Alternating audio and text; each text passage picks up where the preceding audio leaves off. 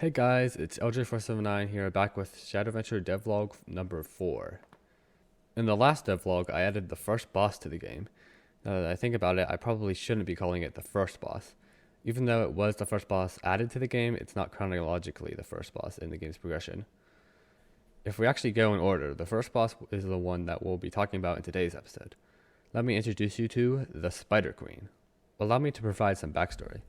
In Shadowventure, you go through a series of kingdoms, one of these being the Jungle Kingdom, which is quite obviously in the jungle section. One small issue stands: the people of the Jungle Kingdom have been driven out due to an invasion by the Spider Queen and her minions. Throughout the entire section of the jungle, you as the player will be combating primarily spiders until you work your way into the Jungle Temple at the end of the jungle section, where you will have your first altercation with the Spider Queen. She then traps you in the room and attempts to kill you, which is where the boss fight comes in. Let's get to work on making this. This boss fight was primarily designed by Carson, along with these awesome looking sprites for the boss. The fight is going to have two phases, the sealing phase and the non-sealing phase. Very creative naming, I know. The queen is first going to hang on the ceiling, where you'll need to use a ranged weapon to destroy her legs and knock her down. For the Spider Queen to fight back, she is going to have 3 different attacks.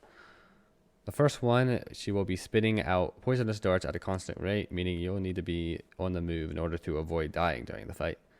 She will also occasionally drop a spider egg, introducing more spiders into the room, which you will need to combat before returning to attacking the queen. For the last attack, she'll pound her legs on the ceiling, which will cause a lot of debris to fall from the ceiling.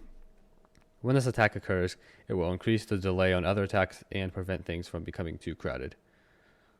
Once you are able to shoot her legs out and knock her to the floor, things will become a bit more straightforward.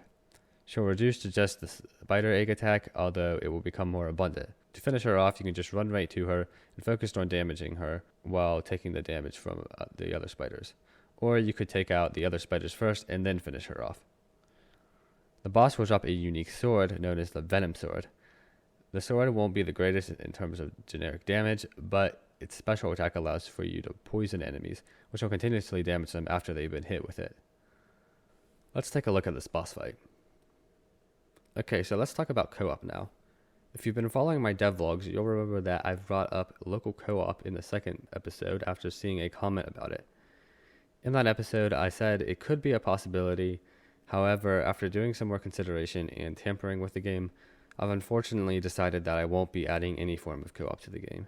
I'm so far into the game that I would need to make some core changes that would majorly delay the game's release, and I really don't know how many people would actually play local co-op, since Shadowventure is a PC game, and as I said then, I don't know how many groups would sit down at one of their computers and play a co-op game like they would with a co-op console game.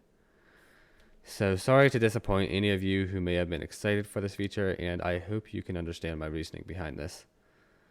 On a more positive note, I have opened a Discord server in which you guys can join and chat with us developers. I'll be giving more updates on the game's progress there and progress for the devlogs, so go check it out. Link is in the description. So looking at this boss fight, one of the more buggy parts of it is not the actual boss, but the spiders. As you can see, they have a mechanic where they can stack on top of each other, which was a solution to keep them from all piling onto the same spot. The only problem is that it came with a lot of bugginess. Don't worry though, I have been working on fixing it, but it's a tricky one to fix. And there's that. Like always, if you have any ideas, feedback, improvements, etc. that you think the boss needs, let me know in the comments section. I'm going to be doing some more polishing to it, as it does feel a little clunky to me, but I need a break from this boss. Trust me, you don't want to know how many times I've fought this stupid thing in the past week. Anyways, I hope you guys enjoyed today's devlog and are hyped for Shadowventure. See ya!